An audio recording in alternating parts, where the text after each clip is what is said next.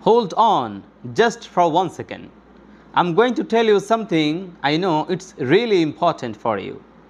Well, do you have bad habits that is destroy your personality? And are you stuck in a habit that you must change but you can't?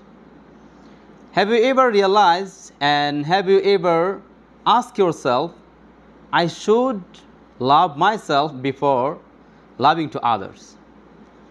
And how can you make someone else happy if you are not happy? Seriously, how much do you actually love yourself? And what do you do to keep yourself happy? If I ask you one simple question, would you please make a list for about your bad habits? Can you do that? Best of luck.